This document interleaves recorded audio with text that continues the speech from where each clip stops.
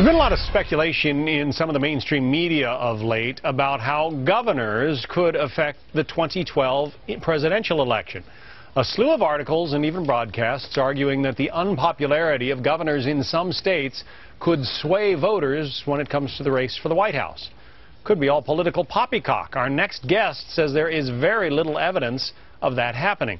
Stuart Rothenberg is a columnist for Roll Call. He's also editor of the highly regarded Rothenberg Political Report. Take us back 3 weeks, Stuart. Tell us how this all got started and how the ball kind of kept rolling from there. A couple of people at PPP, a North Carolina Democratic polling firm, issued a press release about Governor John Kasich, Republican Governor John Kasich's numbers in Ohio, and they argued that he would be an albatross around the neck of the eventual Republican nominee next year. They pointed to other governors, other stories picked that up, some Democratic websites, some newspapers, and even nonpartisan journalistic websites picked it up, and this argument started to develop that particularly in Ohio and Florida, but also in a place like Wisconsin, unpopular Republican governors would be a severe problem, a severe drag for the Republican presidential nominee, even talking about how it would make it impossible for the Republicans to win these states. We all know how important Ohio is when it comes to presidential elections, so you did a little research. What did you find? Well, the first thing is I noticed that none of the articles mentioned any past cases where this actually happened. They didn't point to any examples. You always have to be worried about that.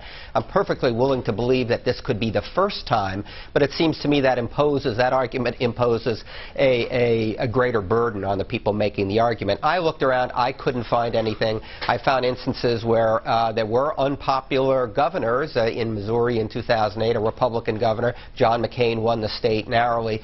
So I just think there's no evidence for this, and frankly, John, logically, it really doesn't hold together. So think about it. Voters don't go into the booth and say, I'm unhappy with my Republican governor, therefore I'm going to vote for a Democratic president. That's nuts. Next year, the presidential race is going to be everywhere, the presidential candidates, federal issues. People will be focused on Barack Obama, the economy, Afghanistan, the Republican nominee. They're not going to be making the decisions via their attitudes towards the Republican governor in Ohio or Florida. It just isn't going to happen. All right, let's turn your attention real quickly to Congressman Anthony Weiner. He is about to resign. Your take on it from Washington, where you sit now. Good news for the Democratic congressional leadership. They've wanted to put this behind. Absolutely, they wanted to put this behind them so they can, instead of spending every day talking about Congressman Weiner and why he should resign and what they're going to do to punish him, instead of that, now they're going to get that out of the way, and they'll be able to return to Medicare and the Republicans and keep the focus on the Republicans. It's all about the narrative, and Democrats feel like they've been on the defensive for the last couple of weeks. They want to go on the offensive. Interesting. Nancy Pelosi, the minority leader in the House, had her regular Thursday news conference, news briefing today, and she started it by saying, I am not going to take questions about Anthony Weiner. They really are tired of talking about him.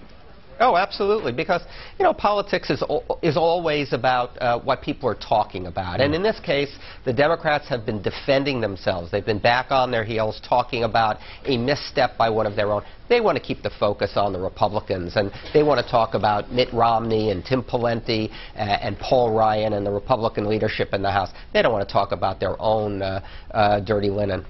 Stuart Rothenberg from the Rothenberg Political Report. Thank you. Sure.